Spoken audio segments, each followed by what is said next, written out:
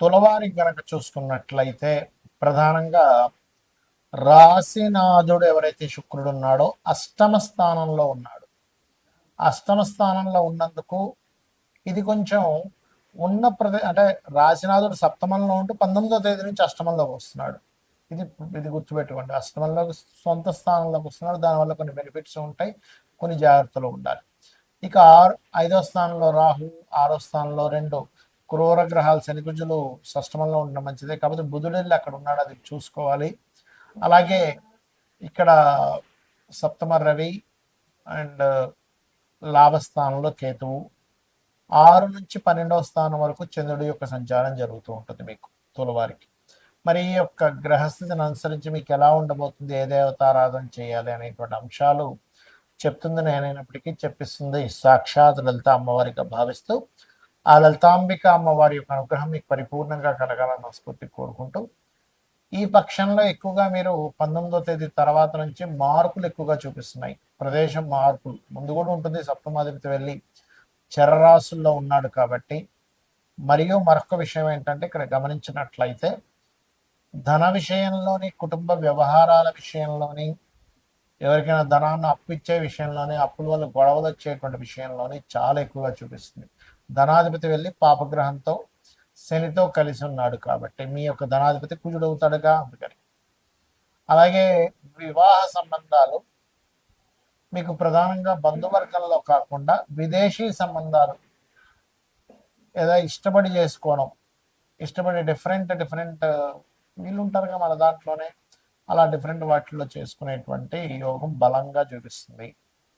ఇక మీరు ఈ యొక్క వారంలో, ఈ యొక్క పక్షంలో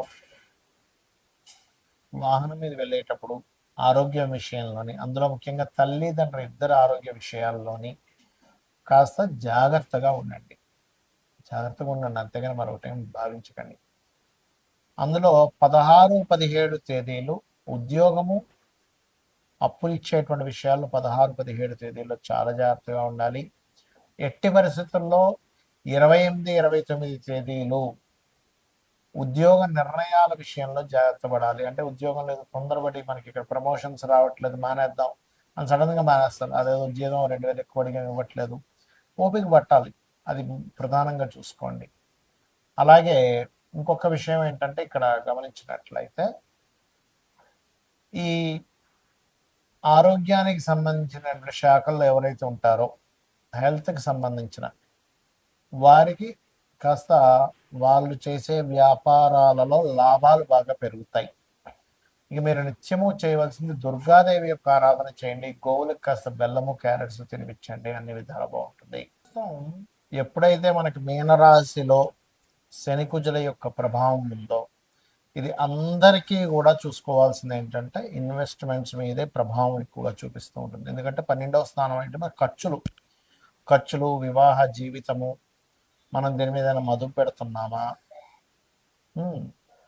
అదేవిధంగా మనకి ఈ హాస్పిటలైజేషన్స్, మీరు చూడండి ఇప్పుడుండే కండిషన్ ఏదైతే ఉందో కొంచెం ఈ బ్రెయిన్ మీద, వీటి మీద ఎక్కువ ప్రభావం చూపిస్తుంటుంది. ఉద్యోగాల మీద మనకి మొన్న చూశారుగా, ఒరాకిల్లో 30,000 ఉద్యోగాలు పోయాయి. కారణం ఏంటంటే శని 2 పాపగ్రహాలతో కలిసి ఉండడం వల్ల. అలా ఏంటంటే దీని ప్రభావం ఉంటూ ఉంటుంది. కాబట్టి నేను అందరికీ చెప్పేది ఏంటంటే మీ యొక్క స్కిల్స్ ఏమిటి, మీ పర్సనల్ చార్ట్లో కేవలం జాబ్ ఒకటే కాకుండా మీరు ఓన్గా ఏమి చేసుకోగలరు, సొంతంగా మీరు ఏం చేసుకోగలరు. ఎందుకంటే ఇందులో ఒక 100% దీంట్లో 30% ప్రజలకి ఓన్లీ కేవలం జాబ్ యోగాలే ఉంటాయి. అంటే ఇంక వాళ్ళు జాబ్ తప్పితే ఇంకోటి చేయలేరు, నాకు వద్దు, నేను ధైర్యం చేయలేను, నాకు ఏదో చిన్న జాబ్ అయినా పెద్ద జాబ్ అయినా చేసుకుంటా అంటారు. కానీ ఇంకొక 30% వాళ్ళకి కంప్లీట్గా ఉద్యోగం కాకుండా వ్యాపారం చేసే యోగాలు ఉంటాయి. ఇంకా వాళ్ళకి మనం ఎంత చెప్పినా కూడా వ్యాపారమే చేస్తానంటారు. వ్యాపారంలో ఒడిదుడుకులు వచ్చినా తట్టుకుంటారు. ఏదైనా సరే వ్యాపారంలో ఉంటారు. ఎన్ని నష్టాలు వస్తున్నా అమ్మేసుకొనైనా కూడా. ఇంకొక 30-35% పీపుల్, పర్టికులర్గా 30-40% ఆఫ్ పీపుల్కి ఒకవైపు ఉద్యోగము, ఒకవైపు వ్యాపారము ఉంటుంది. అందులో కొంతమంది ధైర్యం చేసి వ్యాపారం చేస్తూ ఉంటారు, కొంతమంది ఏమో మనసులో ఉంది కానంటే నాకు చేయాలని లేదని చెప్తూ ఉంటారు. చేయలేకపోతున్నాను, ధైర్యం చేయలేకపోతున్నాను. ఏమన్నా అంటారు. కానీ ఇప్పుడు మనకున్నటువంటి గ్రహస్థితులు ఏం చెప్తున్నాయంటే 4 ఏళ్ల క్రితం కూడా నేను మీకు నా వీడియోలు చూడండి తెలుస్తుంది. శని కుంభంలో ఉన్నప్పుడే చెప్పాను 4 ఏళ్ల క్రితం. ఇది రాబోయే రోజులు మనం సొంతంగా మనకు మనమే ఏదైనా ఒక వృత్తిని క్రియేట్ చేసుకోవాలి, మనలో ఉన్న స్కిల్స్ ఏంటో గుర్తించాలి, మన ధనయోగాలు ఏంటో గుర్తించాలని చెప్పాను. అయితే ఇప్పుడు మరలా ఒకసారి అసలు మీ జన్మజాతకంలో ఏ ఏ కాంబినేషన్స్ ఉంటాయి, ఏ వ్యాపారం వైపు వెళ్ళొచ్చు అనేది తెలుసుకోవచ్చు. అది ఎలాగో చెప్తాను నేను మీకు. అది ఎలా అంటే ముందుగా మీకు బుధగ్రహం బాగుండాలి వ్యాపారంలోకి వెళ్ళాలంటే. బుధగ్రహం పాడైతే అంచనాలు, లెక్కలు వేయడము, ఒక వ్యాపారంలో దాన్ని ఎలా చేయాలనేటువంటిది ఎప్పటికప్పుడు దాన్ని ఆ యొక్క స్కిల్స్ పెంచుకోవడము, అదేవిధంగా కొంత వీరికి అభివృద్ధికరంగా ఎలా చేయాలనే ఆలోచనలు తగ్గిపోతుంటాయి బుధుడు బాగోకపోతే. అలా వెళ్ళిపోతూ ఉంటారు. బుధుడు బాగుంటే ఒక రోజు నష్టం వచ్చినా ఇంకో రోజు బాగా చూసుకుంటారు. ముందుగా బుధుడు బాగుండాలి. రెండవది, మీ జన్మజాతకంలో సర్వీసెస్ ఇచ్చే వ్యాపారమా, ప్రోడక్ట్ రిలేటెడ్ వ్యాపారమా తెలుసుకోవాలి. మీడియేటింగ్ చేసేదా. ఒక్కొక్కసారి ప్రోడక్టే కానీ మీడియేటింగ్ ద్వారా ఉంటుంది. రియల్ ఎస్టేట్ ఉంది, భూమే, కానీ మీరు ఏం చేస్తారు, మధ్యవర్తిత్వంగా ఉండి ఎవరికైనా కావాలంటే భూమి అమ్మిచ్చి పెడతారు.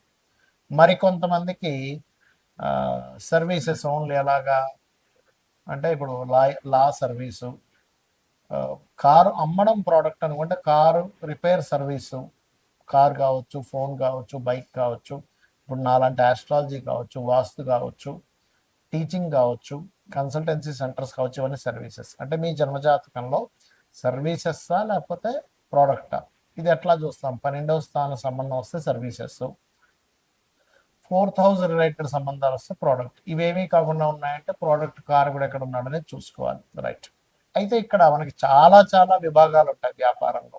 మీకు ఎందులో ధనం వస్తుంది అనేది చూసుకోవాలి. దాన్ని ఎలా చూసుకోవాలో చెప్తాను, మీకు మీరే చూసేసుకోవచ్చు. రెండవ అధిపతి అంటే ధనాధిపతి ఎవరు అనేది చూడండి. మీ ప్రతి లగ్నానికి రెండవ అధిపతి అనేది ఒకరు ఉంటారు. పంచమాధిపతి ఎవరో చూసుకోండి, అంటే మీ ఆలోచన కారకుడు, లక్ష్మీ స్థానంగా చెప్తూ ఉంటారు. ఇక మూడవది భాగ్యాధిపతి, ఆయన ఎవరు, ఎలా ఉన్నాడు. నాలుగవది లాభాధిపతి, వ్యాపారంలో కావాల్సిందంటే లాభాలు లేదా అదృష్టం కొద్దీ కలిసి రావడం, భాగ్యం. పంచమం లక్ష్మీ స్థానం, 2 ధనస్థానం. ఈ 4గిట్లో ధనాన్ని ప్రధానంగా మొదటి స్టెప్ తీసుకోండి. ఫస్ట్ సెకండ్ లార్డ్ ఎవరు, సెకండ్ పోర్ట్ఫోలియో ఎవరికి వచ్చింది, ఆయన వెళ్ళి ఏ గ్రహంతో కలిసాడు. ఆయన కుదరలేదు, తర్వాత భాగ్యాధిపతి, తర్వాత లాభాధిపతి, లేదా లాస్ట్లో పంచమాధిపతి చూసుకోవచ్చు. అంటే ఈ 4గిట్లో ఏది బలంగా ఉందో దానికి సంబంధించి చేయడం వల్ల మీకు బాగుంటుంది. అయితే ఇక్కడ ఈ అధిపతి ఎవరితో కలిశారో చూసుకోవాలి. రవితో కలిసి ఉన్నాడు, లేదా రవి రాశిలో ఉన్నాడు. మీరు ఖచ్చితంగా ఆరోగ్యాన్ని ఇచ్చేటువంటి వ్యాపారం ఏదైనా చేయొచ్చు.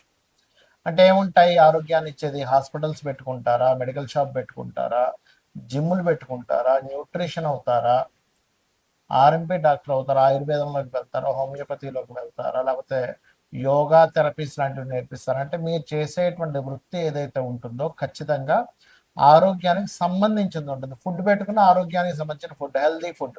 రైట్. ఇక రెండో దానిలోకి వెళ్తాం, చంద్రుడు.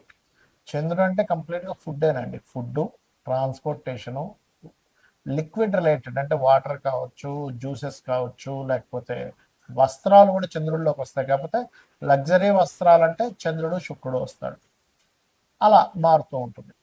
ఇక మానసిక రోగులు ఉంటారు కొంతమందికి, చిన్నపిల్లల డాక్టర్లు, అదేవిధంగా మెడిటేషన్స్ నేర్పించడము, మానసిక శాస్త్రవేత్తలు అవ్వడము, ప్రయాణాల ద్వారా, టూరిజమ్స్ ద్వారా.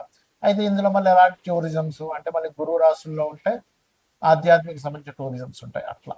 ఇక మూడవది కుజుడు ఉన్నాడు, మీ ధనాన్ని ఇచ్చే కారకుడితో కుజుడు కనెక్టివిటీ ఉంది.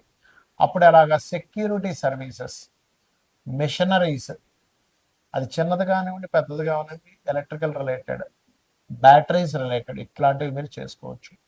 ఇక బుధుడు కంప్లీట్గా మీడియేటింగ్, మధ్యవర్తిత్వంగా, అడ్వర్టైజ్మెంట్స్, ఇట్లాంటివన్నీ కూడా మార్కెటింగ్ రిలేటెడ్, యాడ్ ఏజెన్సీస్, ఇవన్నీ. ఇక గురువు అంటే గురుత్వము. మీరు ఎవరికైతే ఏదైతే నేర్పిస్తున్నారో, మీరు ఎవరికైతే ఏదైతే చెప్తున్నారో, ఈ గురుత్వ సంబంధించినటువంటివి మీకు ధనయోగాన్ని ఇచ్చేదంతా కూడా గురువు. అందులో కన్సల్టెన్సీస్ ఉంటాయి, లా ఉంటుంది, ఫైనాన్షియల్ అడ్వైజర్స్ ఉంటారు, నేర్పించడం ఏదైనా గురువు. ఇక శుక్రుడు అంటే ఏమిటి? అందానికి సంబంధించింది. అంటే ప్రధానంగా మీకు ఇక్కడ బ్యూటీ రిలేటెడ్, క్రియేటివ్ రిలేటెడ్ ఇవన్నీ కూడా శుక్రగ్రహము. ఇక శని జాబ్ కన్సల్టెన్సీస్, ఆయిల్, ఐరన్ బిజినెస్లు, లేబర్ని సప్లై చేయడము, జాబ్ కన్సల్టెన్సీస్ ఇవన్నీ. ఇక రాహువు కేతువు. రాహు ఆన్లైన్ రిలేటెడ్, అదేవిధంగా డయాగ్నోటిక్ సెంటర్స్. కేతు ఆధ్యాత్మికము. ఈ పైప్ లైన్లు ఇవన్నీ కూడా అంటే పైప్స్లు అమ్మేవి, దారాలు అమ్మేవి, ఇవన్నీ ఉంటాయి కదా ఇవన్నీ. సో ఈ రంగాలు మీకు ధనయోగాన్ని ఇస్తాయి. అయితే ఇక్కడ మీరు ప్రధానంగా చూసుకోవాల్సింది, ఇప్పుడు నేను ప్రారంభించవచ్చా లేదా 2-3 నెలలు ఆగాల, 6 నెలలు ఆగాలి? మరి ఆగాలి అనే ఇది ఉన్నప్పుడు మీ 6 నెలలో సంవత్సరం మీరు దాని మీద గ్రౌండ్ వర్క్ చేసుకోండి. ఆయా రంగాలకు వెళ్ళి అక్కడ జాబులు చేయండి. మీకు ఒక అనుభవం వస్తుంది. తద్వారా మీరు వెళ్ళొచ్చు. ఎందుకంటే రాబోయే ప్రపంచం అంతా కూడా ఈ జాబుల మీద పెద్దగా ఆశలు పెట్టుకోకండి దయచేసి. సొంతంగా మనం ఏం చేసుకోగలము ఇదే రాబోతుంది. ఇంకో సంవత్సరం దాటితే ఇంకా ఘోరంగా ఉంటుంది. కాబట్టి ఇది చేసుకొని మీరు బాగుపడతారనే ఉద్దేశంతో చెప్తున్నాను. శ్రీమాత్రే నమః.